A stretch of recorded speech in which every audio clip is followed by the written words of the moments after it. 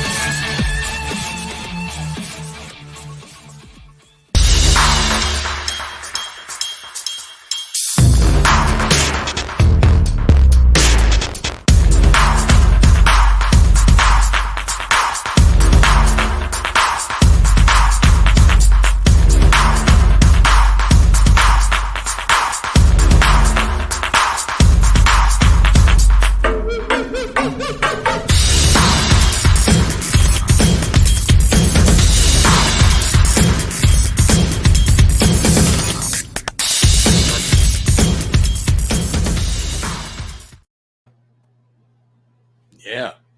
Oh yeah. Oh yeah. Sorry about that. That little technical goof there. I clicked the intro, the awesome intro. I might add that I made today. I clicked it, and it's just like nothing's happening. I'm like, okay, let's try it again. But it's all good. We gotta keep it moving.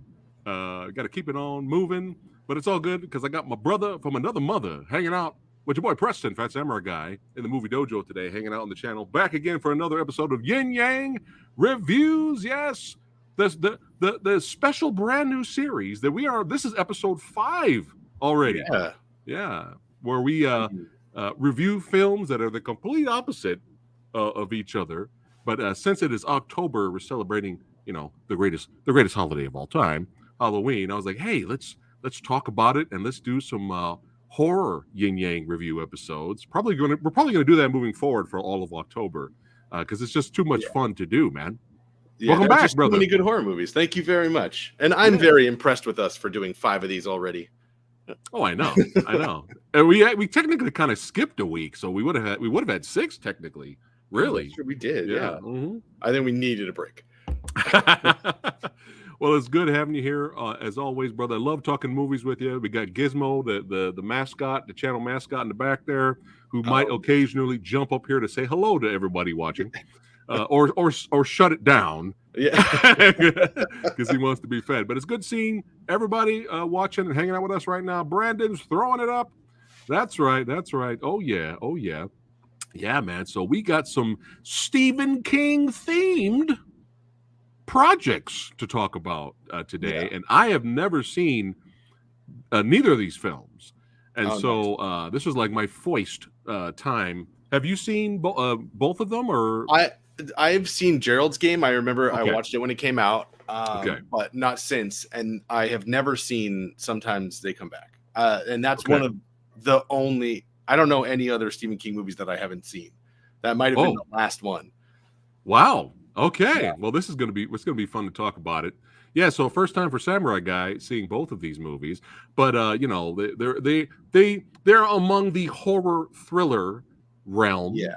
Or a little bit of paranormal in there. But speaking of horror thrillers, what? We got to spread the word, baby.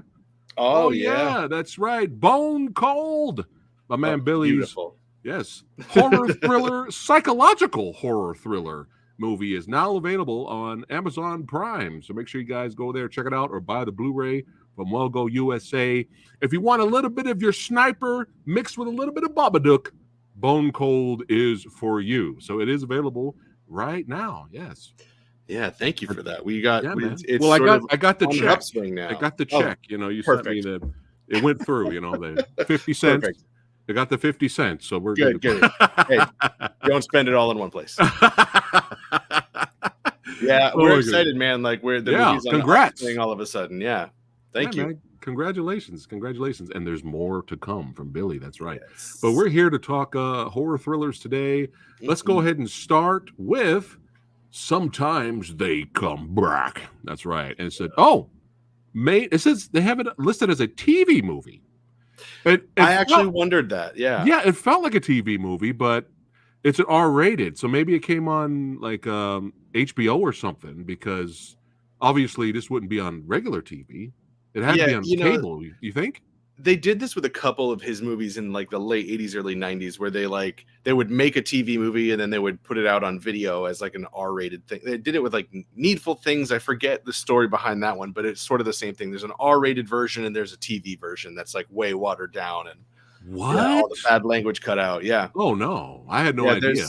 There's a version where Ed Harris is just dropping F-bombs the whole time, and then there's another version where it's just super squeaky clean. Oh no. I didn't know that. Well, I know they edit R-rated movies all the time on TV. Sure. I didn't know that about Needful Things, but Needful Things is hilarious, by the way. Yeah. it's an entertaining movie. It doesn't get a lot of love. I don't know why. It's weird. I need to revisit Stephen King movies. Yeah, Stephen King movies, and like I would put Sometimes They Come Back in this category. You need to cut them a lot of slack sometimes. Like it's like this kind of Stephen King movie. They're just cheese and like clever, fun ideas, crazy characters. There's definitely going to be 50s greasers in it that are going to stab a kid. So there's a lot of those that I think if you're not like a Stephen King fan or you're not like okay with that, then people are going to have a tough time falling in love with them. But I love them. Yeah. I mean, I'm a horror writer from Maine. There's no way that I wasn't going to love Stephen King. Oh man. But 1991 plot synopsis. There will be some spoilers for both films. Just giving you guys a warning. Let's see here. Here's a quick plot synopsis for you guys. A man and his family return to his hometown, where he is then harassed by teenagers who died when he was a kid. That's right. Directed by the great Tom McLaughlin and Tim Matherson, Brooke Adams, Robert Russler, Chris Dimitro, Robert He Gorman, William Sanderson, who's one of those that guys. He's one of those. Hey, it's that guy. I like that guy, but he's all that guy. He's one of those that guy guys.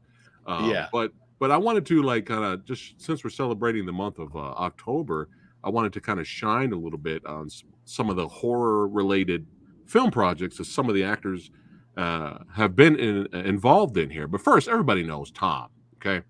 All right. Come on. He directed my favorite Friday the 13th film of all time, Jason Lives. And he literally brought Jason back from the grave because it was dead after the fifth movie. That was a wrap. And he literally, no pun intended, or maybe fuck it, pun intended, Jason Lives brought him back. And it's so much fun. If you like, people tell me that 80s horror movies were fun. Can you give me an example?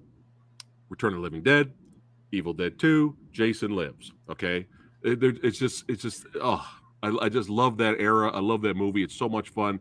When you have Jason Voorhees come out to the James Bond. Have you seen Jason Lives?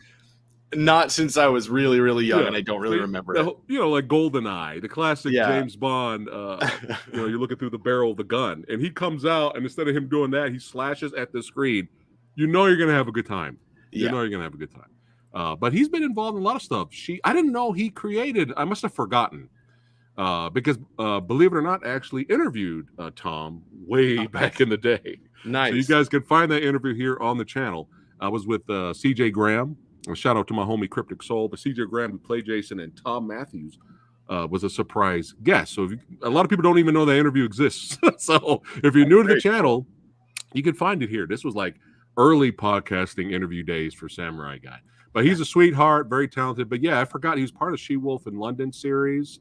He was involved in the Friday the 13th series, Freddy Nightmares, a couple episodes here and there, and a lot of the Jason Friday the 13th fan films, the good fan films like Never Hike Alone.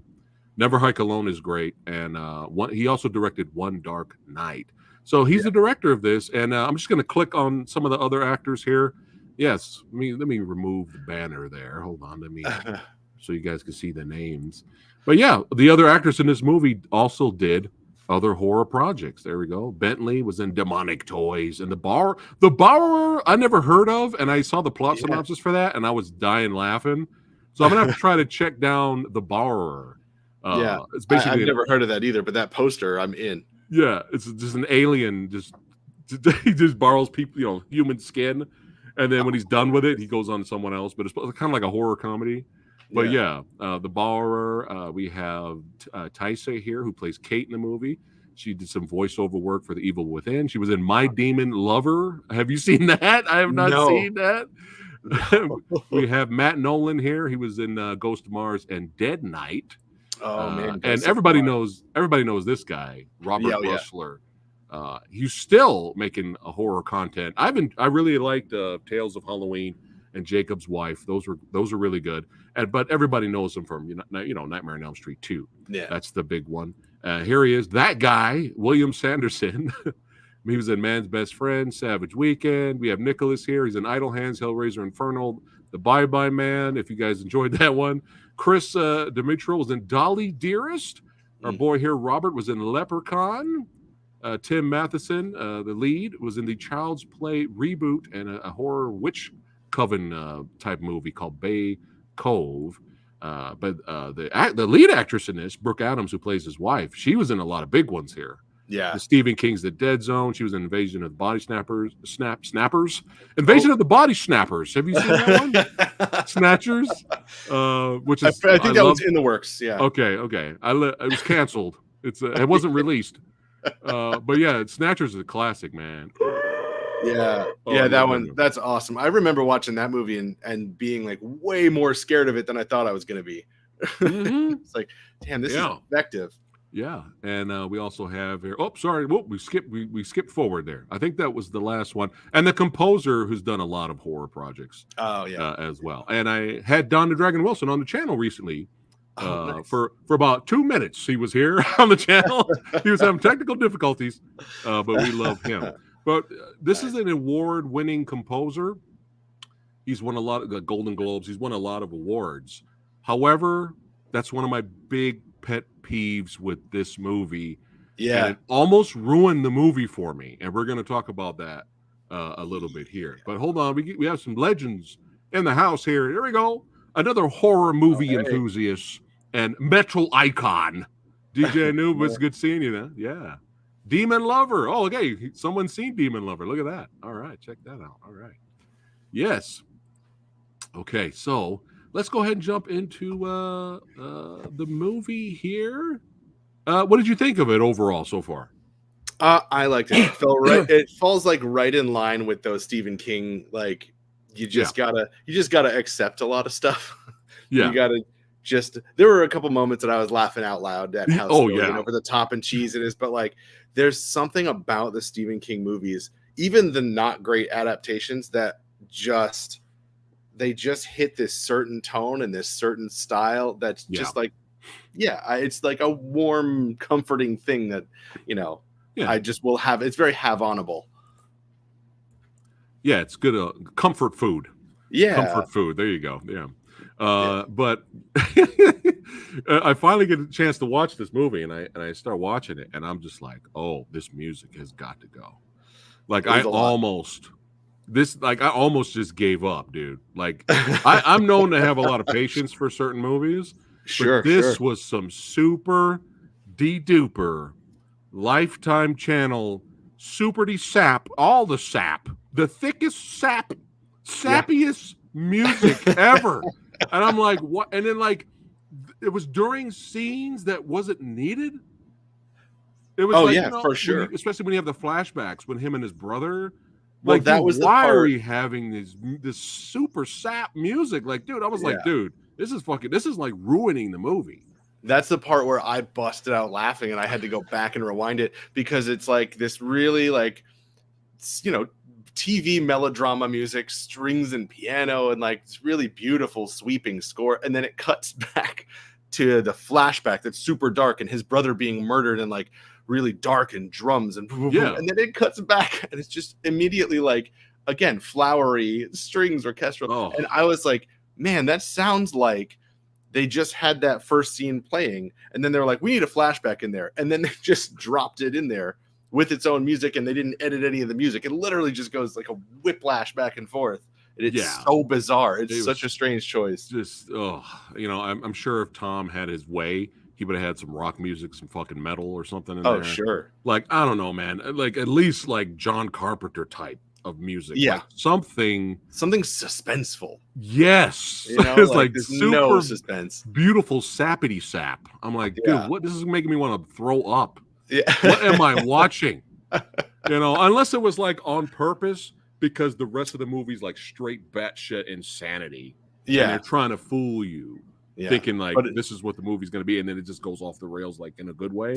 Yeah, but that's not what if it doesn't get to Pet Cemetery levels. Yeah. Speaking of that, there's a sequel, another movie coming out. Oh yeah, what is it? Bloodlines. Yeah, no, is that sequeling? Is that sequeling the remake that we just had, or is it its own thing? Prequel. It's a prequel to it. Oh, yeah. Okay. It's doing the Judd Crandall storyline, I think. Oh, okay, all right. Well, you got potential or what? What do you think? I don't know. I saw the trailer. I've heard sort of middling things, but middling. Middling, yeah. Not great, not embarrassing. Most stuff is kind of middling. So right. Okay. Do you know if sometimes they come back as based off of a book or a short that he wrote? A short story. Okay. Yeah. So I have not read the short story, and I also haven't read Gerald's Game, the novel. But like, okay, that's actual. I was sort of shocked at how similar Sometimes They Come Back was to like Stand By Me, because so much of the stuff with the kid is the same. Railroad track, train, railroad tracks. The older brother that dies, and he's like this saint of an older brother. Which, listen, I have 2 boys. That's not how boys are, but that's okay. That's all right.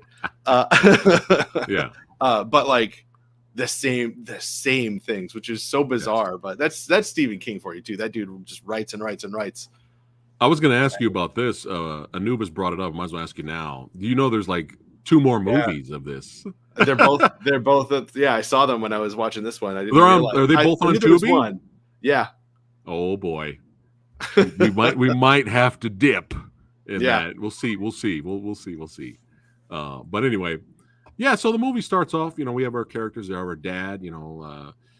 He's got a second chance in life to be a teacher, get something better for his family. So he moves back to the place he grew up in, and he comes across the ragamuffins, the asshole teenagers. You got the asshole jock. It's like, you better give us all A+, man. Okay, yeah, because we're just here. Done. Or you're done. Yeah. I was waiting for Tom Berenger to turn around, and just like grab the orange and just throw it back at him. Yeah. That was fucking great. Substitute. Oh, that's so funny. But yeah, that's what's going on here. And then we get, he starts to have these dreams and visions, or mostly nightmares, of reliving. He comes by the old house, and reliving his old, the old memories of growing up with his brother. He misses his brother. But it's interesting that you say that this is short, so I can kind of forgive the movie a little bit more, because when I was watching the movie, I didn't know it was based off a short.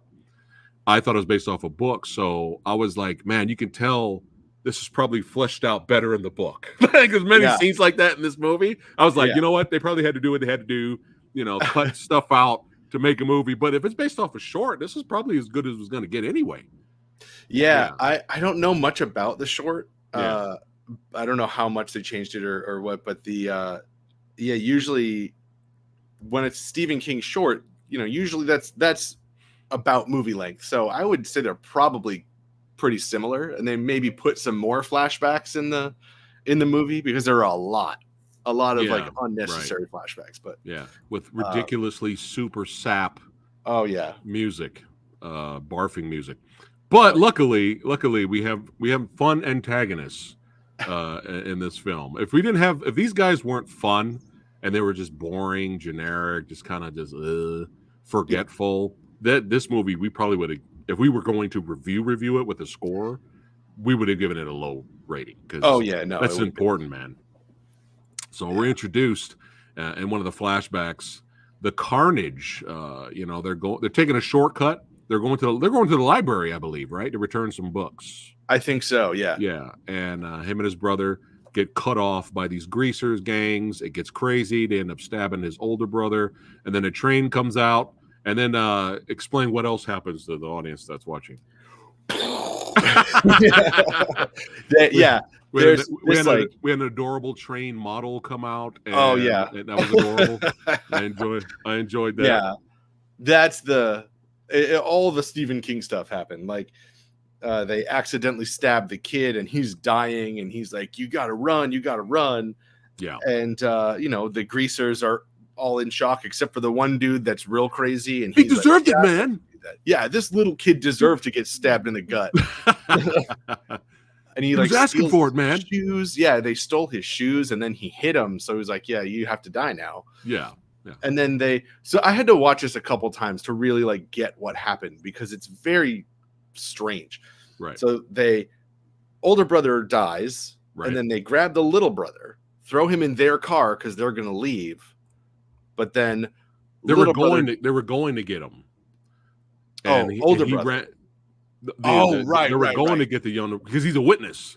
So they were going to get the younger brother, and he ran away, but he has their keys. That's what it was. And so they couldn't move the car. Yeah. One of them got out. One of them got out. The one that really didn't want to kill the kid, the one who was just kind of like, "Dude, what are you doing? Like, you're going too far." He actually escaped from the car, and the rest were kablooey. Oh yeah, that was one extremely powerful toy model. I mean, that was a serious explosion too.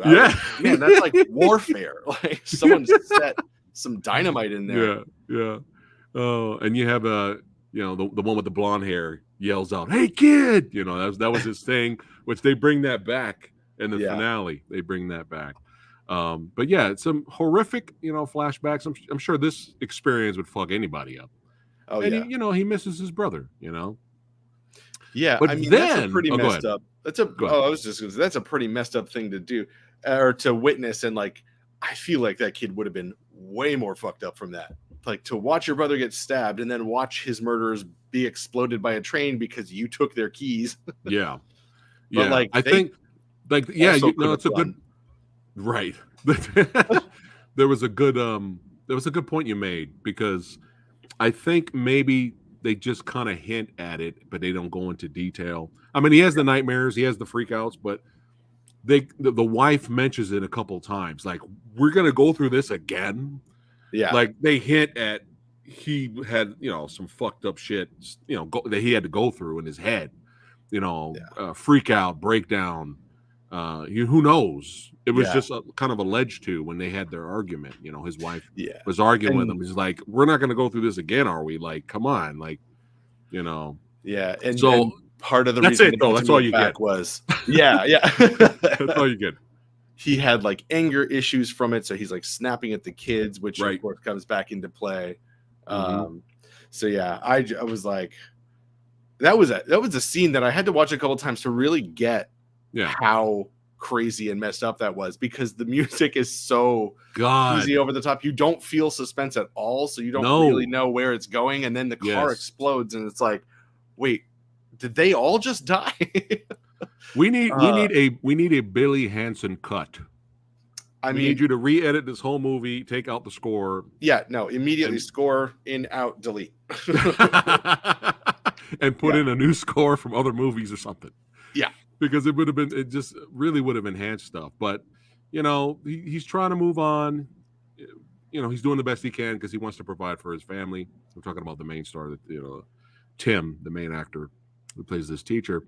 But when he goes back to school, well, he's got a couple of new students that show up, and he doesn't really recognize them. It takes him a couple of minutes. And then he's still kind of like hesitant, like, am I really looking at what I'm seeing here? And the greasers that died when he was a kid start showing up in class, in his class fucking with him. And at the top left picture there is more visions and dreams and nightmares of him seeing, dealing with his childhood trauma. He's looking at his younger self right there. I love the fucking car in this movie and the flames, bro. Yeah, man, me too. Dude. That's something that really saved it for me. Almost all the car stuff I thought was like really cool. Visually, cool, and like intense and scary. There's one scene, and I'm jumping where it was hilarious, and I think I have an idea which You're one. probably right on it. Toward the end, they're chasing the little kid. And that was the only car moment. Yeah. The only car moment that I was like, that's not right. I was laughing my ass. Speeding, and there's this really great shot of the car like jumping over a hill in the background. It's a cool stunt. And coming right for the kid. But then it cut to another shot, and the car's like right behind him. The kid's like running here. The car's going like 4 miles an hour all of a sudden. And then they cut away again and speeding, and was like, well, that's not how cars work. But aside from that one moment, all the car stuff was really cool. Oh, man. Like it you said, cool. visually, yeah. You never know. If I'm out and about, I'm watching the little guy over here. You can't come up here, buddy. If I'm out and about, and then I see like a little model of that car from the movie or something, I might pick it up, put it on the shelf or something. Yeah, I mean, that's pretty cool. It's pretty iconic too. And it's such a bummer that such an iconic image was wasted in this movie a little bit. Well, we got a grasping straws, or what is it? Oh, grasping at straws. Yeah. We got to grasp at something. Yeah, no, but it was one of the highlights of the film. Yeah. But yeah, him chasing the kid, man. Hey, buddy. She's like, I see a lot of buttons up there. I'm going to press right now. Come on, buddy. Anyway. Yeah, so now students are getting killed, and every time a student is killed, a good student, by the way, students actually wanted to learn, every time a student gets killed, it gets replaced by one of the greasers. We get some fun moments. But at this point, the town thinks the teacher's kind of crazy. I'm surprised, to be honest, I'm surprised that the teacher wasn't fired a lot sooner. Oh, yeah. Yeah, I'm kind of surprised because they showed up and the kids knew that he had been fired or he gotten in trouble for anger issues, for snapping at kids. And they were exaggerating, like, oh, he threw a kid out a window or he punched a kid or whatever it was. Yeah, but it was clear he had been fired or let go or he had to leave because of these anger issues. And then day one in the classroom, he broke a thing in front of the students. He's like, I'm very sorry, I shouldn't have done that. With the ruler, like that. And I think at that point, they're like, hey, all right, you can't do that in a classroom. Yeah. If you do it again, you're going to be fired because these are children and you can't do that. And then, the second time there was like a freak out that was witnessed by the principal. Yeah, outside the restroom. Yeah. Because he grabs the head greaser and he's like, fuck, don't fuck with me and my family, kind of thing. While the other greasers are on the side, like, oh, stop, acting all innocent, right? Yeah. The principal sees the teacher like thrusting the student up. I'm like, dude, that's it. Like, that's a wrap, dude. Even if you're in the right, you can't do that. Yeah. Right. Yeah. Like, I thought when just the hint of he may be the murderer of the students, I think they would have been like, you're suspended, bro. There was a weird moment where, like, because he happened to be there from both students' deaths. He happened to be there. Yeah. It was like, dude, that's enough for you're suspended. Like, I was sort of shocked that when he had the conversation, someone confronted him basically with like, you were there, or like, why were you there? Why are you saying there are murders? That conversation was with the principal, not with the police or anything. And I was like, why are those the stakes right now? Like, shouldn't he be talking to the cops? And he was talking to the cops, but they brought him in for questioning, but then they had to let him go. And I was it was that one detective. Why are we doing that? Yeah. It was like that one officer, who kind of just like, he tells him like way later in the movie, like when it's too late. When the jock dies. Yeah. It was his turn now. And even the officer's like, everything you told me right now, how am I supposed to react to that? I seen it coming. You knew the exact location of the barn where Kate hung herself. Right. You say she's murdered, but you knew exactly where to find the body. Now, how am I supposed to react to that, right? Yeah. So, it's the whole cliche of it was Fred Krueger. Like I think it was a Nightmare on Elm Street 4. It's either 4 or 5, where I was just like, stop saying that. Like no one's gonna believe you. Yeah, stop saying that. It doesn't work. There's something very cool like about random adults. It was Fred Krueger. No, it's not. They're not gonna believe you. Oh, was it? Yeah. There's something very cool about the story of like old shitty kids coming back to mess up your new life. Like that's pretty cool. And when I saw where it was going, like they were sort of framing him for the murders. Right. I was like, oh man, that's really cool. But he never really got into trouble. It was they were wary of him, but right. The teacher freaking out in the classroom and who knew where all the bodies were. Yeah, like I'm just gonna throw a Hail Mary, small town. Oh yeah.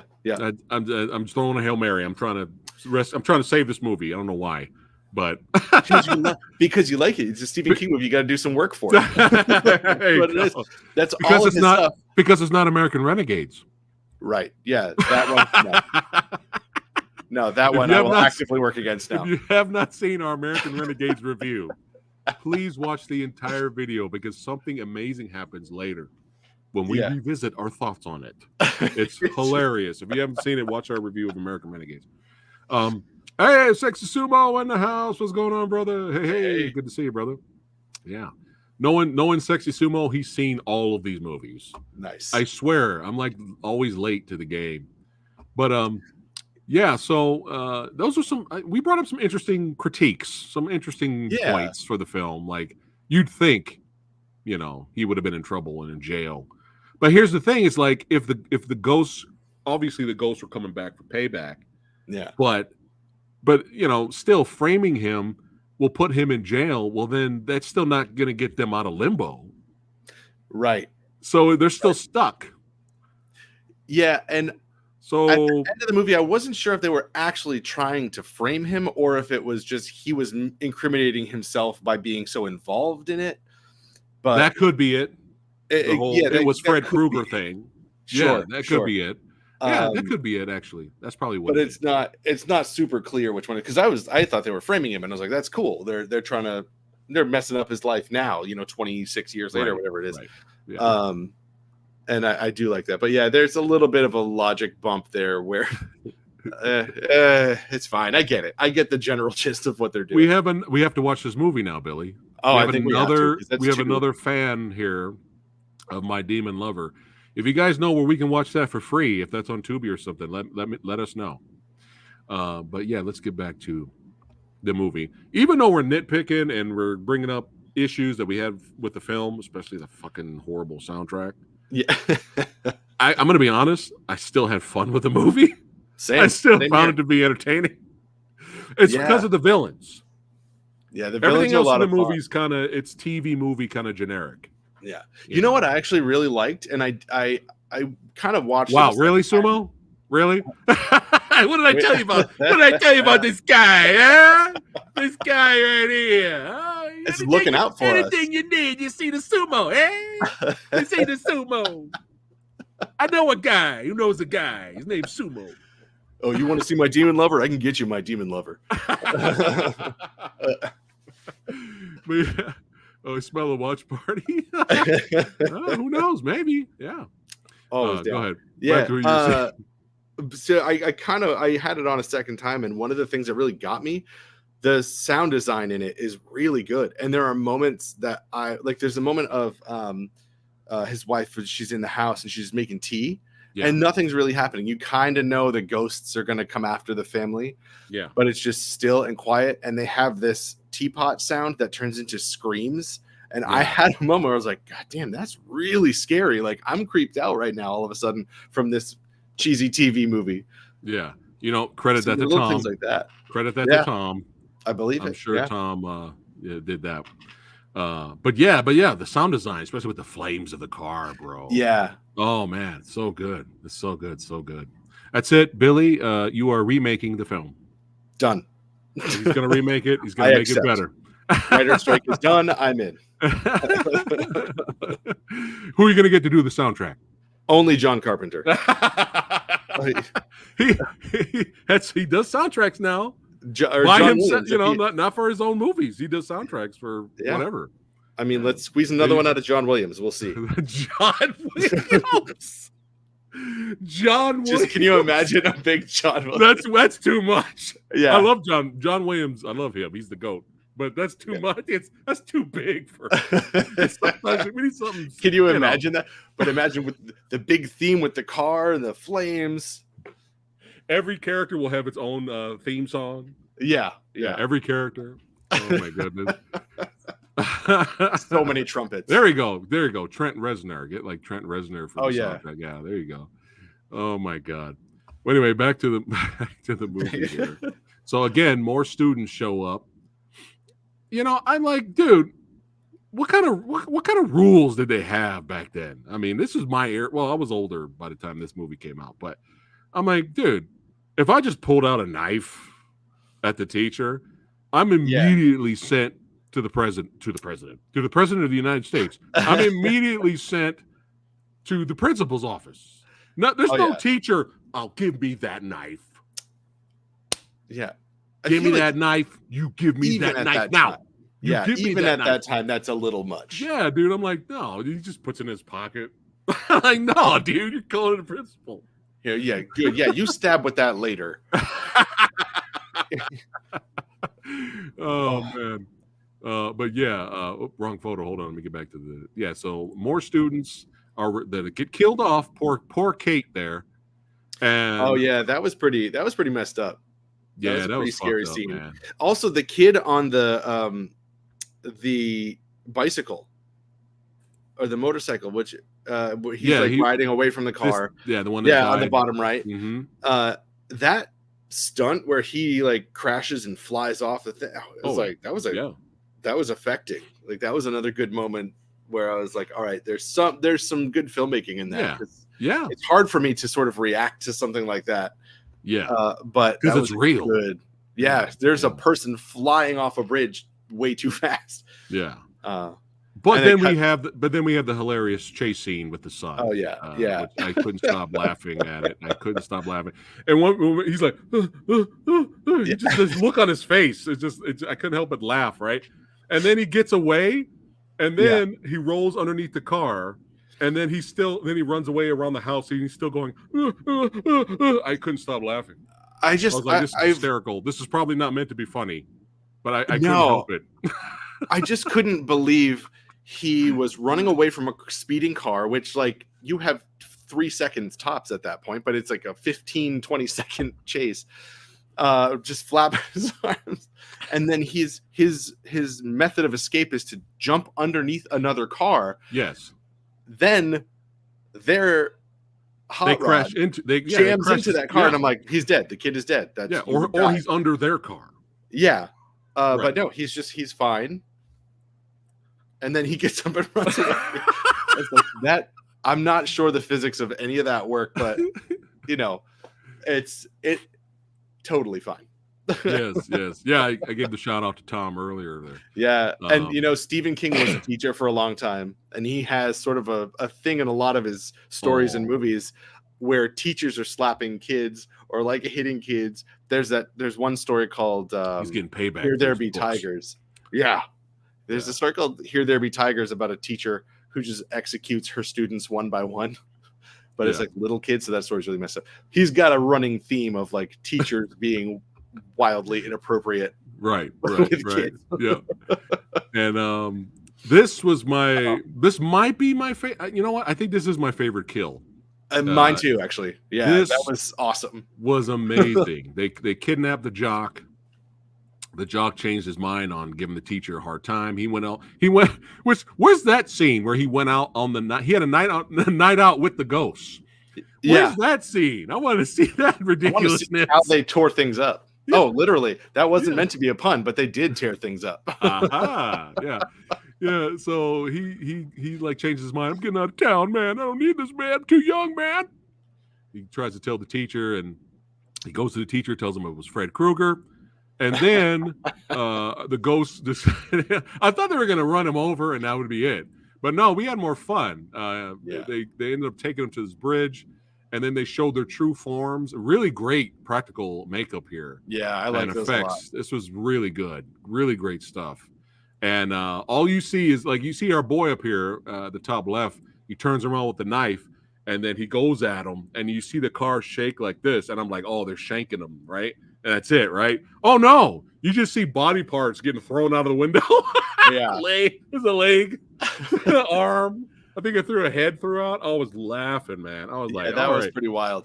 Yeah, that was a good one. And, you know, they see him right before, and they're like rubbing his leg. And I'm like, what are they doing right now? Is this going to be like a gross assault that I'm about to see with creatures? And then the jump forward, and then the body parts, and like, oh man, that's pretty creepy. Oh my god! And I love that practical effect too. Actually, if you look at the bottom right picture, I think that's a head. Oh yeah, I think it's a head that's getting tossed out. It was so good. Man, that was great. See, it's stuff like this that keeps us invested and entertained, and we want to keep watching.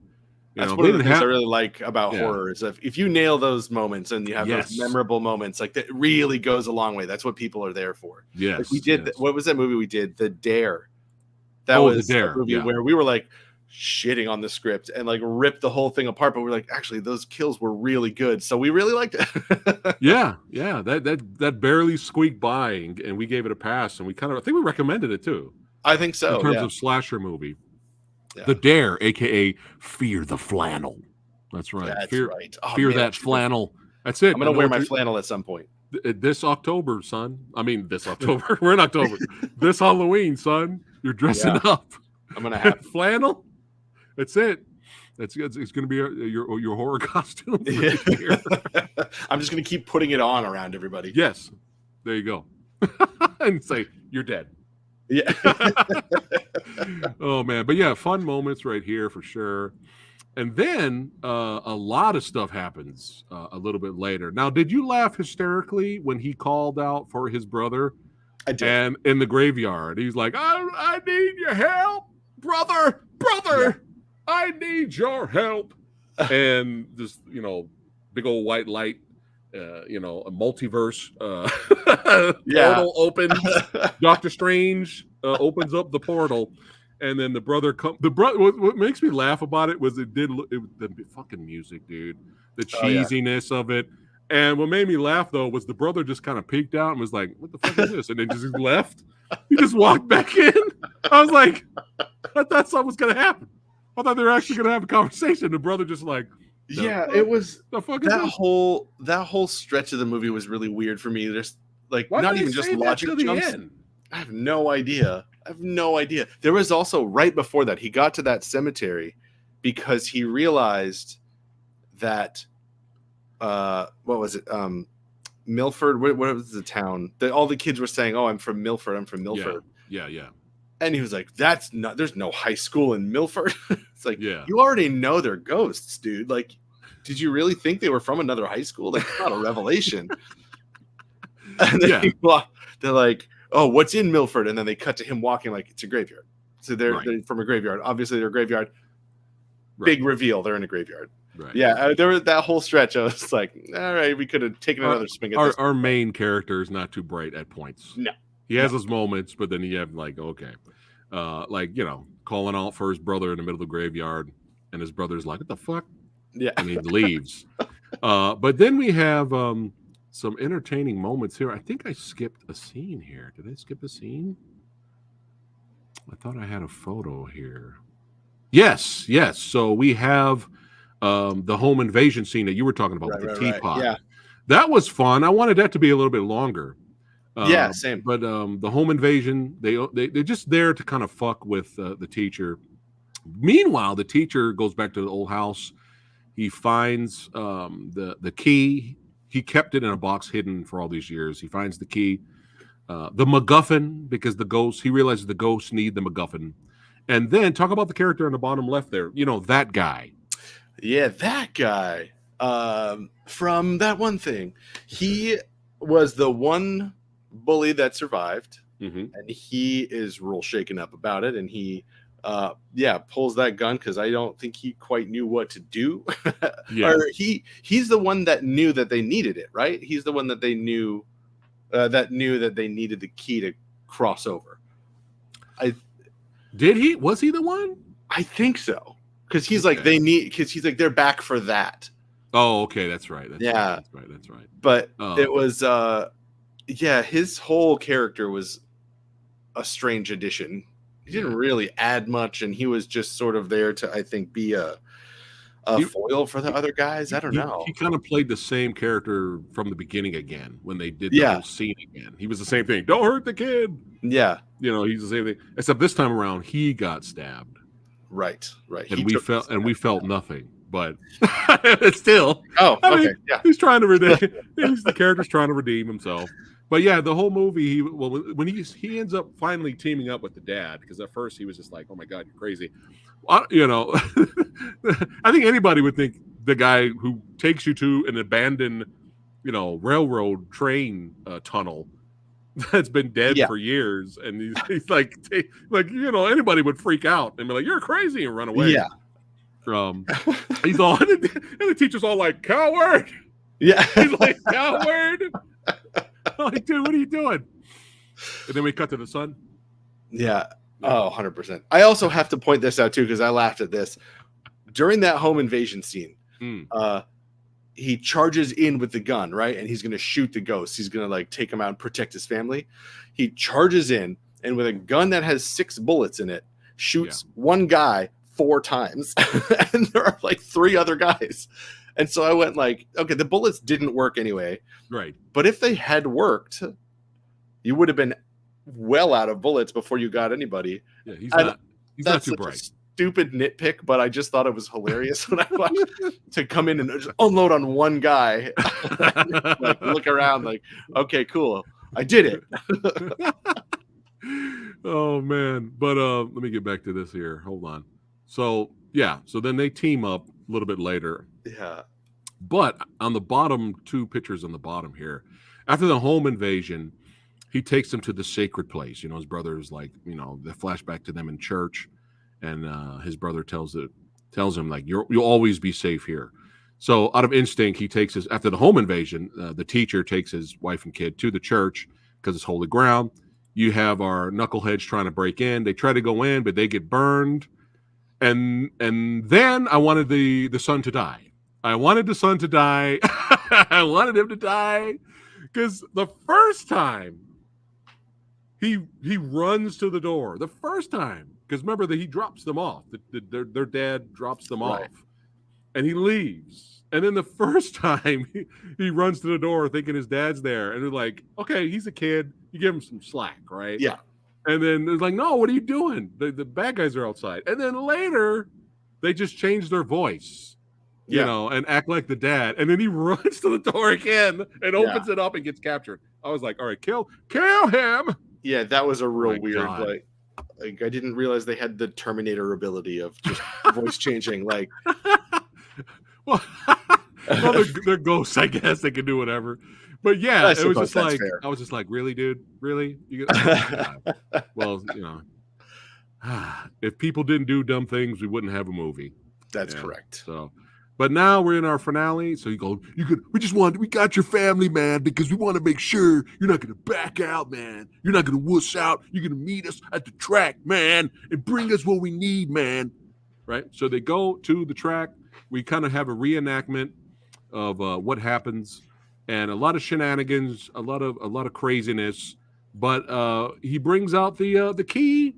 This little flip flop kind of fools the gang. That guy gets stabbed. He sacrifices himself, but the brother does show up, and a similar scene happens again. They grab the brother, and the ghost. Yeah, and they grab him, and it's the same scene all over again. But they do the little flip flop switcheroo, fool the ghouls. And we have the hilarious final shot of them getting. I think he finally gives them the key so they can move on. I think that, right? I think so. He finally gives them the key so they can move on out of limbo and go where they need to go. They don't think they're going to hell. Yeah. They don't think, right? Yeah. And then train shows up. They continue their journey, and that last hilarious shot was funny. And then they cut to them showing them with how they really look, and they're all ghoulish again. Yeah, it was really funny. And then the train, great scene, great ending, great explosion again.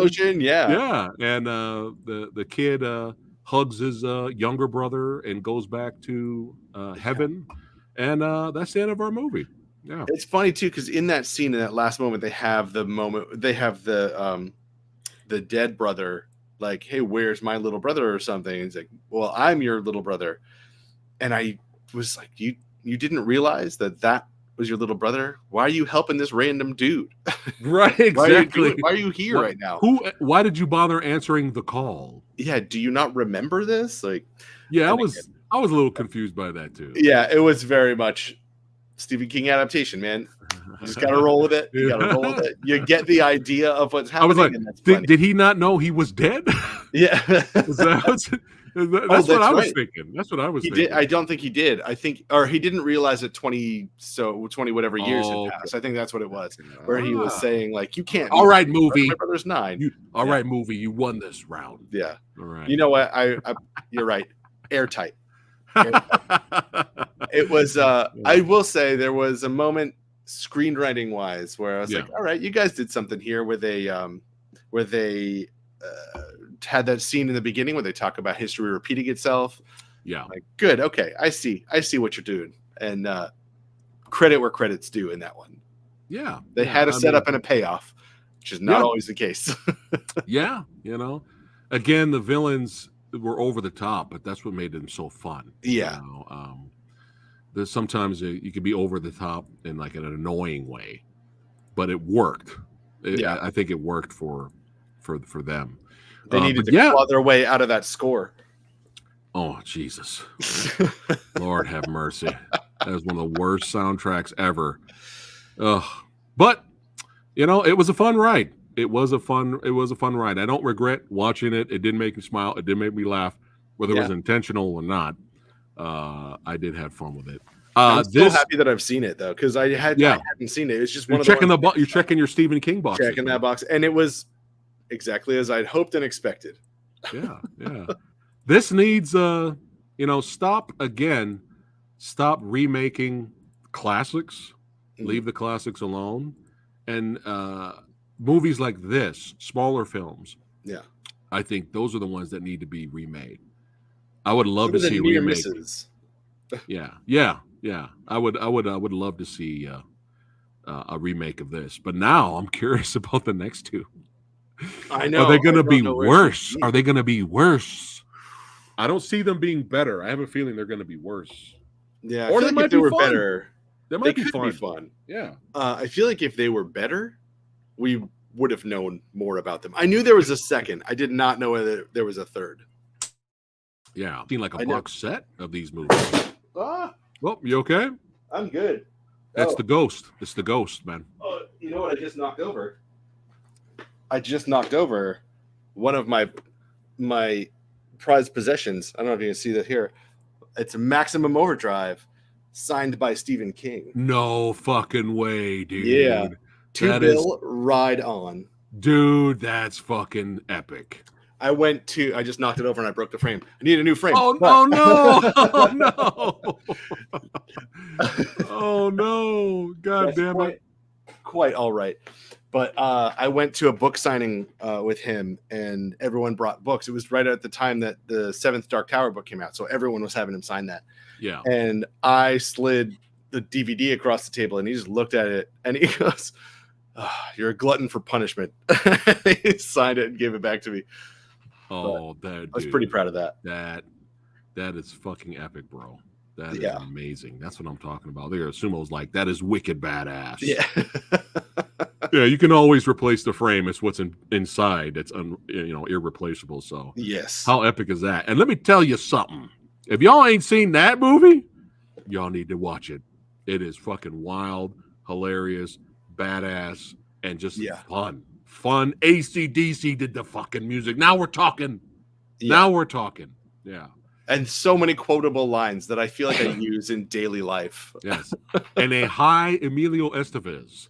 clearly high. That whole movie. Clearly. They didn't give a fuck. Red face, red eyes. Oh, no. You will get a residual contact high from watching that movie, from how high Emilio is in that movie. And the main truck that's killing folks amongst other mechanical, vehicles and stuff is Green Goblin. It's Marvel's Green Goblin, the face. This movie's amazing. Yeah. I'll say this for Stephen King. He does car horror well. Yeah. You got Maximum Overdrive. You got Sometimes They Come Back. You got Christine. Have you seen The Car? From a Buick 8. The Car. Oh, no, I haven't. I know of it. I have not seen it. It's fun. If you like killer car movies, you gotta watch. Yes, I do. You gotta watch The Car. You gotta watch The Car, man. That's a good one. One of the greatest movie scenes in movie history, and you will know when it happens. Is in The Car. All right, I'm gonna check it out. Yeah. Everyone thinks Christine is better. Everyone thinks Christine's better, and Christine's more well known and more popular. But The Car has that one scene that you're gonna be like, that was fucking mad. That was epic. I can't wait to hear what you have to say about it. Awesome. But yeah, The Car and there's so many. That's a whole genre, really. There's a lot more killer car movies out there. There we go. The Wraith. Have you seen The Wraith? Oh my God, you got to see The Wraith. Oh my God. Imagine the concept of the Crow. Right? Gets killed, comes back as a mysterious, kind of invincible character for revenge, right? But throw in sci-fi. And you have The Wraith. And dude, The Wraith. That's awesome. 80s. I want to watch a fun movie from the 80s. The Wraith.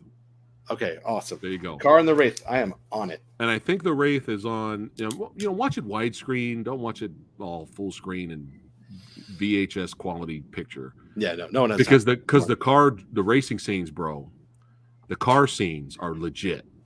Oh, that's cool. And you're gonna love the car. You're gonna love the way it looks, dude. Yeah, the Wraith is great, man. The Wraith. Charlie Sheen, bro, before he was like known. Oh wow. Yeah, you're gonna see some other familiar faces in there. You're gonna see Clint Howard. You're gonna see some other. Yeah, The Wraith is a must. But yeah, we recommend sometimes. I recommend. Come back. Yeah, it's fun. Definitely fun. I recommend with the caveat that I also recommend Graveyard Shift. You know what I mean? Dude, that's a great double feature right there. Oh yeah, dude, Graveyard Shift. We watched it I think a couple of years back, and we were laughing, bro. But good laughter. Like we're enjoying ourselves, laughter, and we love big creature feature fans. But dude, that main antagonist in that movie that would change accents. He had like 5 different accents. The whole movie we're trying to figure this guy's accent out. We're like, where's this guy from? Like we're trying to do a main accent. Yeah. It doesn't no one could. The main accent is so bizarre.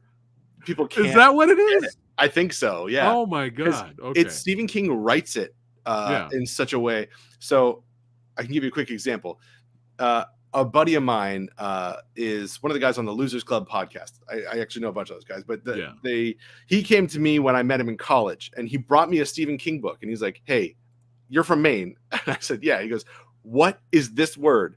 And it was AYUH, and I had to explain to him that's yeah. It's how you say yeah. And he goes, "Wow, holy shit!" He's like, "I've been reading Stephen King for years." Yeah. And I've never known what that was. I could not find what it was. He's like, I had to go find somebody from Maine to explain this to me. And so I think a lot of the times when people are doing these Stephen King adaptations, they're trying to get the accent down, either based on the way that he's writing it or something. And it just makes it sound bizarre, like really bizarre. Wow. Well, that makes a lot of sense because we couldn't figure it out. And that antagonist in Graveyard Shift gets so over the top later. Yeah. He's so serious and normal at first, and then it just ramps up. Oh my God. Graveyard Shift is fun. That's a fun one. Hold on a second. MK in the house. What's up, brother? Which is the most powerful? Christine, the Wraith, or the car? Haha, Wraith, yes. Fat nose. Young Charlie Sheen and topless Sherilyn Fenn. There you go. Yeah. Ooh, that's a good question. Christine, Wraith, or the car? Ooh. Everybody watching right now, let me know. What do you think is the most powerful? That's a good one. I'm gonna go with the Wraith, But I don't know. It's interesting. Sci-fi and versus paranormal, because the car is paranormal too. Yeah. Okay. So yeah, nice. I'm gonna have to come back to you with an answer on that. Yeah, that might be a fun video in the future. Killer car movies. Yeah. We're just gonna talk killer car movies. That'd be fun. But now let's flip the script here, and let's talk about 2017's Gerald's Game, directed by Mike Flanagan, and I'm sure you're familiar with that guy's work. I am. Yeah. He's his last TV show that he did. Let me click on his name really quick. Midnight Mass. Oh, he just he did Midnight Mass. Fall of the House of Usher is coming out. He's doing that. Mm-hmm. Really? Oh shit! Yeah. That might be worth watching. That because at first I was like, he's big time Stephen King guy too. Okay. Do you know what the big project he's doing next? What is he doing? The Dark Tower. Get the fuck out of here, bro! No way. Yeah. Wait, is it a movie or series? Series. Probably better. Yeah, it's probably better if it's a series. He's over at Amazon doing it. That's holy shit. I think that's why he ended up leaving the Netflix thing so he could do the Dark Tower. But Amazon holds the rights to it. So like, holy shit. Are you guys hearing this right now? You just blew my mind, bro. Yeah. Oh my god. But we really enjoyed Midnight Mass. That was a good one. We watched that one. But yeah, we pretty much for the most part have enjoyed his stuff. Oculus, Hush. We've enjoyed a lot of his stuff, but he's very dialogue heavy driven type of projects, and not everyone likes that.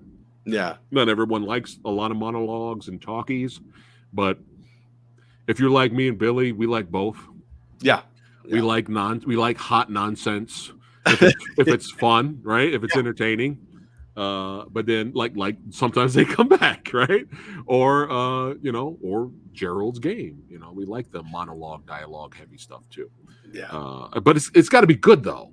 It just can't be just we're just talking. And you got to be you got to be saying something. If you're having these big monologues, it's got to be really saying something. Yeah. Because that's the phrase is you got to earn it. You got to earn it. You got to earn that big monologue because people are going to fight you on it because it's slow and it's someone talking. But you got to earn what you're saying. So is he directing and writing Dark Tower? I am not sure actually. Because I hope it's not one of those from the guy that brought you Gerald's Game, but he's like he's like a producer. I think.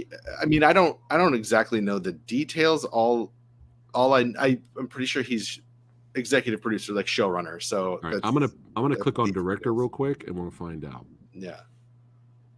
Dude, I don't know if they'll even know I don't know if they started crewing it. I don't know if they started writing it, to be honest. Yeah, there's nothing here yet. He's probably writing it himself. I mean, I'm just still him a part of it. He's leading it. Yeah. Okay. And I'm excited about that. Fall of House of Usher is 4 episodes. That's another series, huh? Mm-hmm. Yeah, he was doing all those the Hill House, and he was doing all those for Netflix, and so I've seen the old Vincent Price Fall of House of Usher movie, which I just watched it actually. It's fun. Week. It's really fun. Yeah, it's fun. All right, so I will let you pronounce the Queen's name because I don't want to butcher it because she's too amazing. Yeah, the character of Jessie. I will take a swing at it, and I don't know if it's right, but Carla Gugino. Gugino. All right. I think Gugino? Or is it Gugino or Gugino?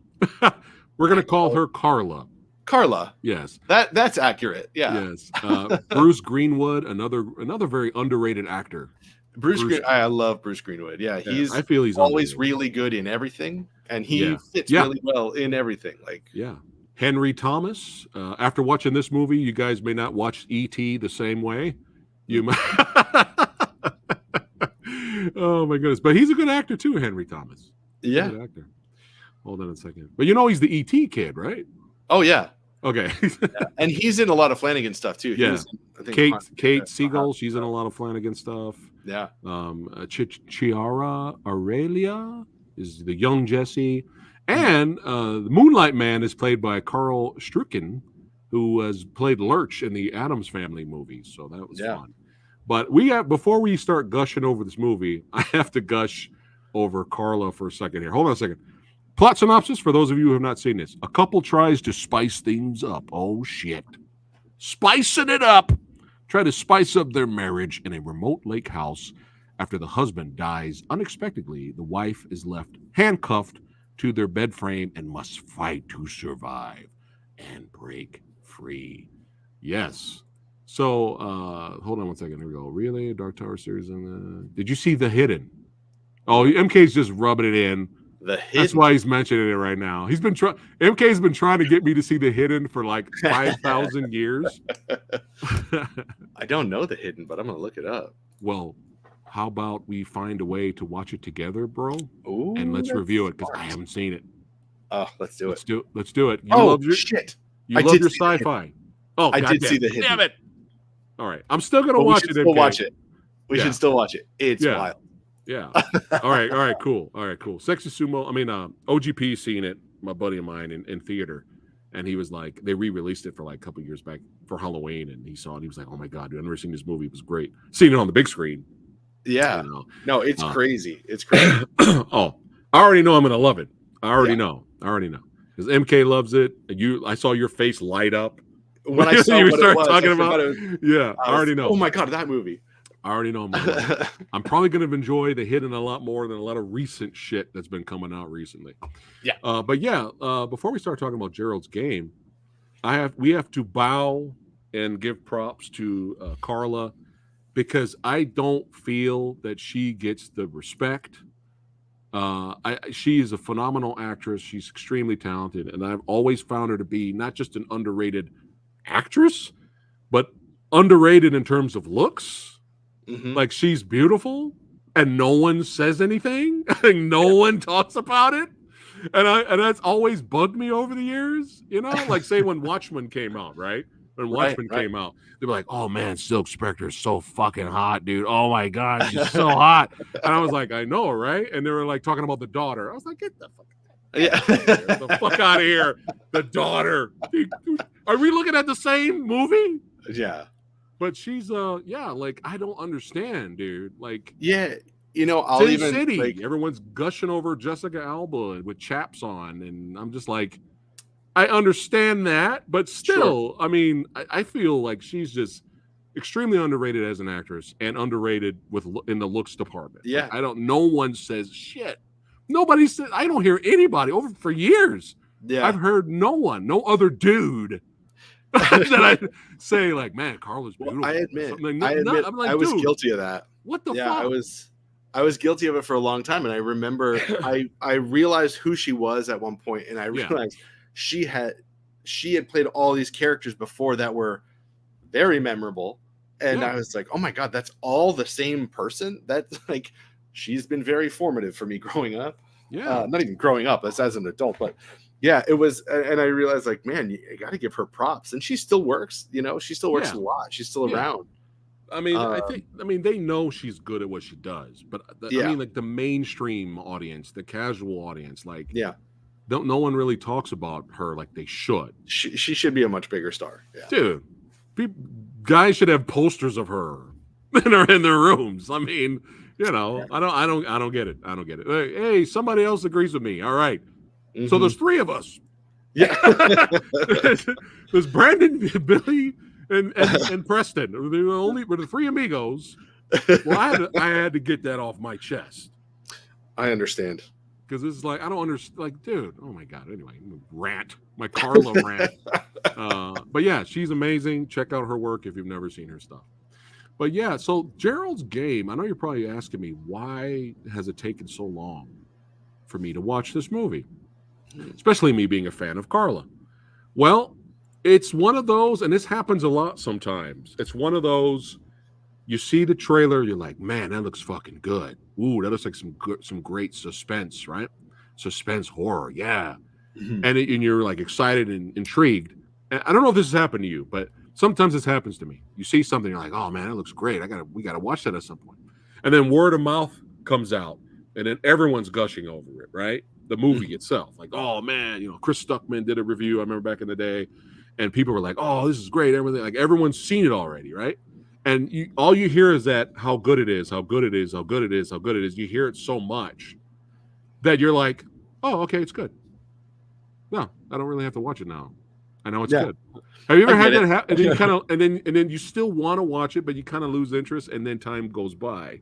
It's one of those. I've got a lot of those. Yeah. You put it in the queue. You leave it in your queue to watch it. You want to watch it, but you you already know. Well, it's good. Everyone says it's good, and you just kind of lose interest. Yeah. And now it's 2017 on the back now. All these years have gone by. Has that happened? I mean, 100%. You just keep stuff on the back burner because you're like, all right, when I need to sit down and watch a good movie, or when I have time to sort of focus on a good movie. I do it with a lot of foreign movies because, like Train to Busan, I only saw this year for the first time because I knew, like, I have little kids. It's very hard to watch stuff with subtitles, so I kind of save them, and then I'll like stockpile a bunch of good movies that I haven't seen. Yeah. And I don't remember when that movie came out, but I didn't watch it till this year. So. Well, better late than never to talk about it. At least, I'm talking about it with you at least. Yeah. So better late than never for this one. Yeah, you saved it for today. But I still wish now I watched it when I was excited to watch it back then, because I probably would have loved it even more. Yeah. But this was so well done, dude. Yeah, this was so well done, man. Like, really good. Oh, we have another fan here. All right, for the movie. Yeah. Yeah, very well done. For me, like, it's growing up with Stephen King, like I'd never read the book Gerald's Game, but I always knew it was supposed to be unfilmable. Like, you couldn't make a movie out of Gerald's Game. And really? Yeah, that was like the whole thing about it. Yeah, because at that point, everyone had bought all the Stephen King books because someone wants to make it if they can. Right. But that was the one that had never been made. And so when Mike Flanagan did it, it was sort of a test for him, I think for me personally, and a lot of people, because I didn't know him, but I knew he was like an up and coming horror director. Yeah. And so I was like, all right, if he thinks he can do this, let's see. If he can pull it off, then I'll be on his side. Okay. And I challenge. That's good though. Challenge. Yeah. Yeah. Challenge. Oh, there he is. I was just talking about you earlier, brother. It's good to see you. Flanagan also. I was just like, fuck this guy, man. Yeah. Horrible. The worst friend ever. No, we're just kidding, man. But yeah, I mentioned you earlier. But yeah, back to Gerald's Game. I mean, it's Carla, so who wouldn't want to spice it up? But then again, it's like, how did we get here? You have Carla for your wife. What the fuck are you doing? Yeah, what do you need to spice up? I did not know Bruce Greenwood was fucking jacked. I know. Dude, he was fucking jacked, bro. I was like, holy shit. He was huge. I mean, but you pulling attention from Carla. It's like, I gotta get buffer, man. I'm gonna go do some push-ups real quick. But yeah, they go out here to this beautiful house, beautiful area, and he made sure that there was no people there to trim the hedges. No one was going to be around to do any vacuuming. He make sure paid them off, take a day off, a couple days. I'm going to spend time with my wife. We're going to rekindle some fun memories and enjoy each other and have some fun and try to spice up the marriage there. And he comes up with this idea, like, ooh, let's get a little freaky deaky, get a little freak of the deek, and bring out some handcuffs, man. That's right. And she's a little hesitant at first, but excited at the same time. And then he decides to do some creepy role playing, which backfires, unfortunately, horribly backfires. I love too that he's like, "You're gonna love it. Don't worry, you're gonna love it." And like watching the movie, kind of what happens. Like, oh, that's a heavy moment right there. Yeah, I was like, God. I mean, it makes sense why she was like, "All right, I'm uncomfortable doing this." Yeah. Like, Oh yeah, that's right. He did voice Batman in some of the animated movies, Under the Red Hood, I believe, which was great. But it doesn't work out. They kind of have a little bit of an argument, and he took some of the pills. I mean, did he overdo it, or it just was a freak heart attack? I think it was just a freak heart attack. I think it was like, because he didn't even get to the sex yet. No. I know. I was like, man, neither of them even got any before shit went down. Yeah, because when I saw the trailer, I was like, oh, during fucking or something. That's when he had a heart attack. But no, he didn't even get there. Not even close. But they have this argument, which probably I'm sure added to his stress, and some dark things were said that she was not expecting him to say. You know, like he was just kind of like talking about, you know, how do you really know I'm who you think I am? You never know, right? Like some weird shit. I'm like, dude, you're not winning any points. You're not scoring any points to try to get back to get her in the mood. Like, what are you doing? Well, anyway, the argument goes bad. He has a heart attack, falls over on the side of the bed, not, you know, lands on his head, and then the head starts bleeding. And then her acting, bro, was so good because she literally goes through all these different emotional changes in one scene where she literally is like in shock, stunned of what's happening, and then she starts laughing because she starts kind of losing her mind a little bit, especially when the goddamn dog that she was feeding, that was a wild dog she was feeding earlier in the movie, trying to help out the dog makes its way up there and starts eating her husband right in front of her. And her reaction and the different levels of emotion that she portrays is, dude, she's so good. I mean, that's why you hire people like Carla Gugino and Bruce Greenwood for a movie like this, where it's just the two people, you know, like powerhouse. Yeah, and then talk about what happens next. Then she really starts to lose her mind, as one would. I think it's like 5 or 6 hours in, and she's just sitting there, unable to get out of the handcuffs, dehydrated. Starting to get dehydrated, starting to lose her mind. Oh, he's like, "Why do you have a headache?" And then really breaks with reality when her husband stands up. Yeah. Oh, yeah, that's right. Oh man, that moment. She falls asleep for a minute, and she wakes up, and her hands are purple. Oh God! And you just know how painful it is. So is this the part of the movie where you're like, as a viewer, you're in or out? Yeah, I think I was in. Me too. I was in, totally in. And I think, you're probably right. That's the moment where you kind of wonder, like, are we going to just watch this woman be handcuffed to a bed the whole time? But then he stands up and he starts talking some shit. And there's that great scene. You realize what's happening. You know, it's her understanding of him. And he's trying to help her. He's like trying to help her focus on things. And it's a really interesting way to have that internal monologue. Still being a dick. Still being an asshole at the same time. And I love that because she thought he was a dick, so it would make sense. He was a dick. He even tells her, you're losing your mind right now. Yeah. I'm not gonna bullshit you. You're going crazy. Yeah. It's like, I love that scene. He's like, you know that I'm dead. You know that I'm lying there. You can still see me, but I'm talking to you.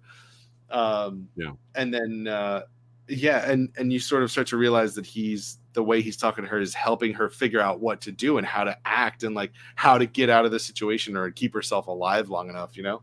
Mm-hmm. And so I thought that was cool. And then she shows up. Mm-hmm.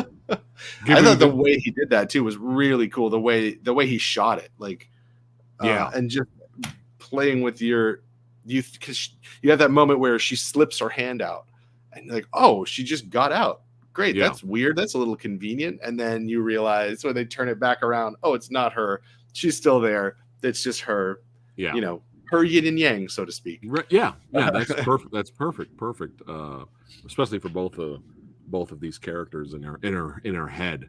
But again, she's trying to help. She's a lot more helpful than her husband's, her husband there. She's a lot more helpful.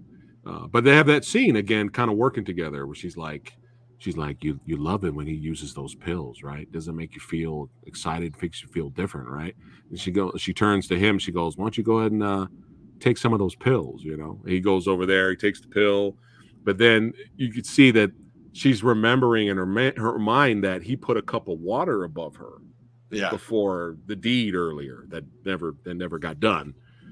So it was very, very smart, very entertaining, great acting from both lead actors. And then things get a little crazier. The longer she's there, more hours have passed. She can't yell for help. There's nobody there for miles, you know. And then she is fading. She is fading. And he brought up some interesting points. He's like, so what if you did get free? Are your legs going to work?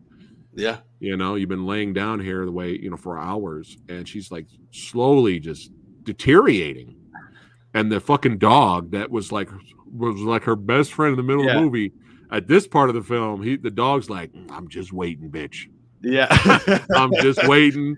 I love that dog is just chilling with her the whole time. Yeah. The husband, your husband's looking a little rotten now. Your husband's going rotten. I don't want to eat any rotten meat, but he was delicious though. Yeah, you're looking kind of fresh. You're looking kind of fresh. And this is real horror. Shots like this that come out of nowhere. Yeah. This is the stuff of nightmares. This is the stuff that you'll dream about. Yeah. You're like, what the fuck was that? And Flanagan's really good at having the horrific like imagery come out of the shadows and really unexpected. And she thinks she's dreaming. She's seeing things. And, of course, her husband's character is all like, yeah, are you sure it's a dream? Are you sure about that? He's like, take a look at that footprint of blood on the ground there. That foot is way bigger than my foot. And it's not the dog's foot, and that made it a lot more creepier than the wild dog that could eat you, is that there's someone else in the house. That'll always be more scarier than the typical like monster movie. I love monster movies. I'm a huge creature feature fan, but stuff like this is a lot more scarier when someone's still in the house. You know what I mean? Yeah, and just like how vulnerable can you get? You're handcuffed to a bed. You literally can't do anything. So whoever's in there, they can do anything they want. And he did such a great job of going back and forth, making the audience think, well, maybe that image is in her head. Yeah, like maybe he's not real. But by the end of the movie, he was real. He was just an insane person, which is kind of crazy. There was some argument that he was not real. Interesting. What do you think about that? Because I remember at the end of the movie when she hold on, I got a photo here. When you find out, we're kind of fast forwarding here. Sorry, guys. Yeah, I wanted to bring it up while it's in my head. But when she meets up with Moonlight Man, you see the image of her father. Then she sees the image of her husband, her dead husband. Yeah. So there's an argument that Moonlight Man isn't real either. What do you think about it? I think he's real, but I feel like he's real. Yeah, I feel like he's real, and she was just putting a lot. She's just herself, like sort of putting those guys in his shoes, Yeah. And watching him be punished for these horrible crimes, and it's her able to like let go of that stuff. That's how I took that. Like, he is real, and it's just all her. But especially I'm wondering. Well, that's with Stephen King type movies. There's always different interpretations, right? Yeah. But no, I think I'm on the same board with you, because why have that whole 5 to 10 minute sequence of her reading the newspapers and finding out that he's real? He's just some escaped crazy man that goes around fucking up corpses and doing all kinds of shit and stealing their jewelry. And when he snuck into her house, he was trying to we don't know what he was going to end up doing with her later, but she gave him her ring when she escaped, and he was like, oh, cool, thanks. Yeah. Plus he didn't really like women anyway. Oh, sure. You find out later. You find that out later. But yeah, this is real horror. Yeah. This kind of stuff is great. And that's the kind of stuff too that's always impressive with Stephen King stuff. He can always escalate it to a creepier place or a scarier place, and you wonder kind of, okay, woman is trapped, handcuffed to a bed, and you think there's a sort of ceiling on how much stuff you can do, but no, Stephen King's gonna be like, I got you. I'm gonna put a creepy, crazy serial killer in there too. Yeah, exactly. And maybe he's real, maybe he's not. So put that panic and anxiety in your head. There you go. Masterfully done. Yeah. So at this point, she's deteriorating. There is that possibility, or around the movie, that there's someone in their house at this point in the movie that we're talking about. Yeah.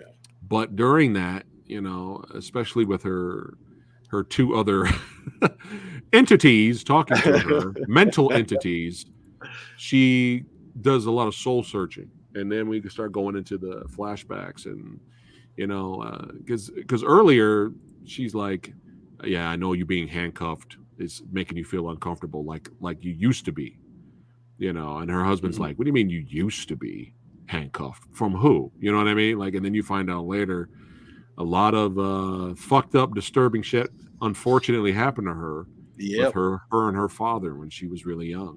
And we're not going to go into detail. It's not like there's anything graphic shown here in the movie anyway, but it's still fucked up. But it's so gross.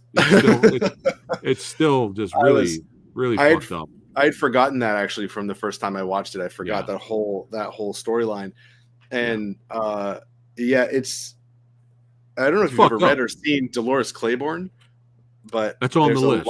That's on the list. There's a lot. Yeah. I won't say too much. Then there's a lot to do with an eclipse in that movie, and I don't know if that's about the same time as the movie takes place, but right, could be the same eclipse. You have eyes so wonderful, ever so wonderful. Sorry about that.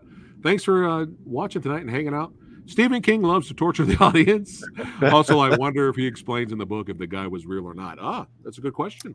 It's a good question. Whenever you get around to reading the book, I'm a slow reader. It's going to take me a year to read a book, so I'm sure Mr. Hansen will be like a short circuit. Just be like, just. Now you may have seen the Exorcist book sitting on my bedside right there. That's in every video. Because I'm on page maybe 100. We've been doing this 6 weeks or something. I don't know. I'm a very slow reader. I love to read. That is a good question, though. That's a good question. If you guys know anybody watching this not live later, let us know if the Moonlight Man was real or not. And I'm sure you've seen Misery. That's another classic. James Caan's son. Yeah, man. James Caan. Yeah. Yeah. That's another classic. But this was just wrong on every level. Yeah. And the father did some things he shouldn't have done. But again, great directing. The creepier and the darker things got between her and her dad.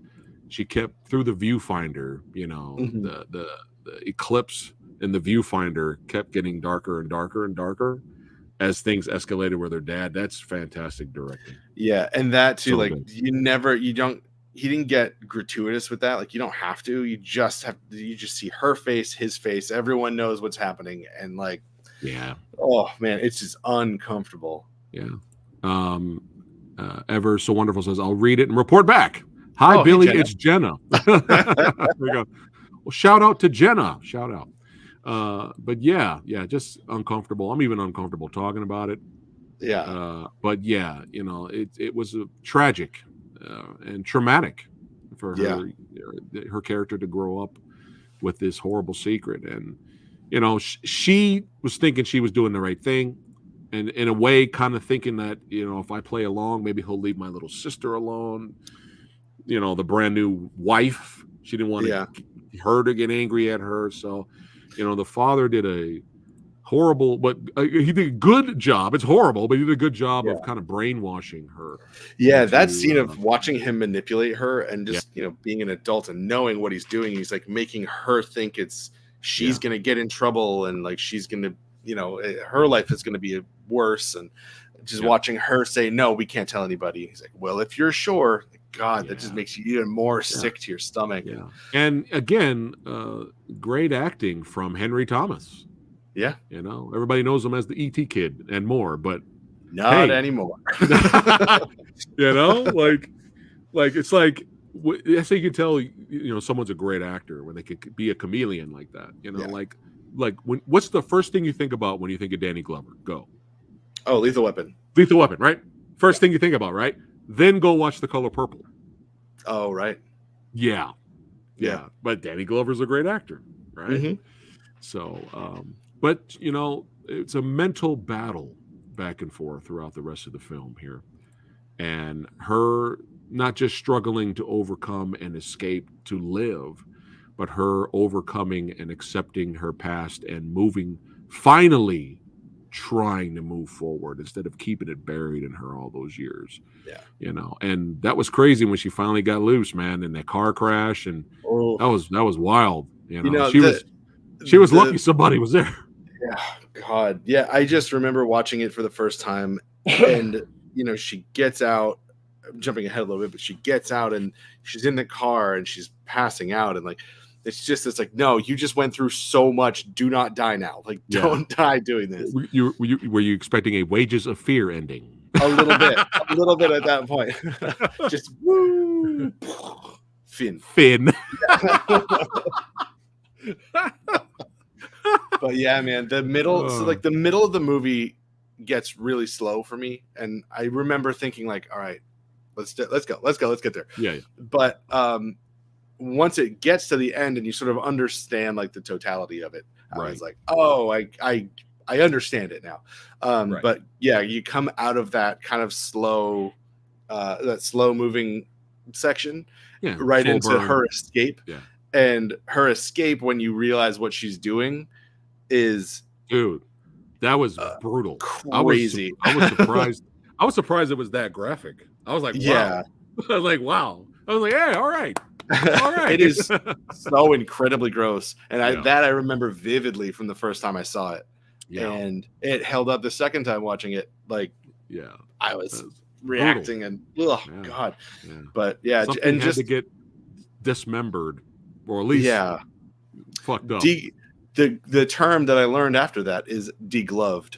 Which makes it grosser, right? That's what I said when someone said the degloving scene, and I went, oh. Yeah, that sums it up, actually.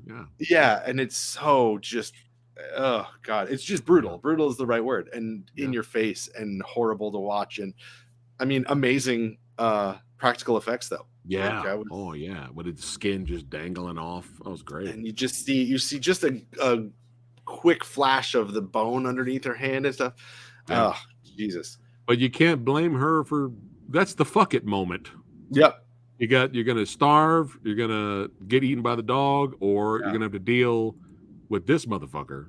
Mm-hmm. It's the do or die. It's do or die, man. But she battles her demons and escapes and makes it and uses the money for I like that scene of cutting back to Bruce Green waving goodbye. Oh yeah, when she drove away from the house. That was a good scene. That was a good scene. And he, insurance. So she got all that money and decided to open up a school for those that are, children that are in need, boys and girls and teenagers that have fortunately similar experiences as her. And now she says I like that dialogue. She's like, now I've kept this story hidden for all these years, but now with these kids, I'm telling this story every single day. Yeah. Yeah. To help them and let them know they're not alone. And it was really good, really good. And then we get to the ending there because you find out, at least in this movie, it's up to interpretation that Moonlight Man was real. And he is on trial, and that's when she shows up and confronts him. And she asks for her ring. Yeah. Do you remember what he said back? Does he say you're not real? I think so. Yeah, because that's what she said to him. Yeah, that's what she said to him when he was in the hallway. And so he was like you're not real, huh? I remember you. Yeah. What's up, John? What's going on, man? Yeah, more certified channel badasses are here. Good to see you, man. Right, even though we're right about to wrap it up, but it's still good to see you, brother. But now that you said that he said that to her, now I'm wondering now. Yeah. What do you know? The other part of this scene that makes me think maybe it's not real is the fact that she just kind of walks into a courtroom and walks directly up to the defendant. Yeah. And like no one does anything and no one stops her, and then she's just like talking to him. I was watching it like, oh, that's really bizarre. I've never seen anything like that. Like you would get tackled. Like one person said, ma'am. That was it. I think that was it. Ma'am, excuse me. Could you not do that? Oh, you're going to do it? Okay, that's fine. Go ahead. Yeah. Yes. Walk up to the killer. Walk up to the serial killer. Oh, you got me thinking. Look at what's happening. Mm. This is why we love doing what we love doing here on the channel. Yeah. This is what happens. We love talking and discussing movies. This is what happened. I'm interested now. I hadn't even, it's funny. I hadn't thought of him not being real. Wow. But now that I'm thinking of him being real, there are other things where I'm like, oh, that was weird to me. Oh, that was weird to me. Maybe he's not. I don't know. Yeah. Maybe there is a killer out there. Yeah. But just visually, she saw him. I mean, I don't know. Who knows? Who knows? Now you have to find out in the book now. Yeah. Now unless the book leaves it up to the reader. Yeah. I'll read the book. It'll take me 2 years. Then I'll be like, oh, God damn it. There's no answer in here. Or just skip to the end. I'm going to call Stephen King and I'll say, listen, Steve, Moonlight Man, real or not real? He won't answer. He may not. That is possible. No, knowing him, he won't answer. He'll be like, "Nah, I'll let you suffer." Yeah. But yeah, man, this was a blast. Another exceptional Yin-Yang movie review discussion. We're still gonna keep it horror related for this month of October. When we get off line here, we're gonna discuss. I have some ideas for next week's, and we're gonna have some more fun. So, hey, just a quick reminder. Hold on, I gotta bring it up. Bone Cold. I gotta click on it first. There we go. Bone Cold. That's right. Billy's film, psychological horror, action horror movie. That's right. It's on Amazon Prime right now. Make sure you guys check it out. Enjoy it. The Babadook meets Sniper. I mean, how can you resist that? Okay, that's a solid pitch. Yeah. Yeah. It's that's what it is. It's perfect. Yeah. Yeah, make sure you guys check it out. You will enjoy it. You will be entertained. I can't wait to see what Billy comes up with next. Hold on a second. Walking up to the killer in the courtroom, leave it up to the suspension of disbelief as the explanation. But that's how I first saw it. Actually, I was the first when I watched it. It's like, oh, this is maybe just. It's just heightened because it's such a big emotional ending. Like it's just heightened and that's it. That was my first takeaway from it. But sitting with it a little bit, not sure. Now I'm questioning it. Yeah, and you know what's funny? Were you expecting a Brazil ending? Have you seen Brazil? Yeah, I have. Were you expecting that? You know what? I don't know. That would have been fucked up. That would have been so crazy. Or like, I don't know if I still would have hated the movie if that happened. But yeah. I don't know. There's a case to be made for that too, because the back half of it is very montagey. You know, she had right. Yeah. Because was the Moonlight Man really in the car with her? Probably not. Most likely he wasn't. Yeah. Yeah. That made me do that, by the way, motherfuckers. Yeah. God damn it. I'm not supposed to be doing that. Yes, we are ending it now. Finn, we're gonna end it now. But make sure you guys check the description box below for the link to follow Billy Hansen on his filmmaking journey. And if you're new here, I hope you guys had a great time hanging out with the old samurai guy. Don't forget to like, share, and subscribe. Become a channel member if you want exclusive content. I actually am doing exclusive content. Going to be talking more horror movie reviews tonight at 8:30 Pacific time. Yes, so join me a little bit later. We're still going to be talking horror, just me hanging out with the channel members and patrons. But yeah, Billy, this was always a blast, my friend. Yeah, man. Lots of fun. Yeah, man. Yeah. So until next time, keep watching movies. Keep supporting the horror genre. Keep it going. All of the genres. Creature features, horror thrillers, sci-fi, martial arts, action horror, Western horror. Throw it all in there and keep it going. Keep it alive, baby, because we love it. All right, guys. Take care. See you on the next one.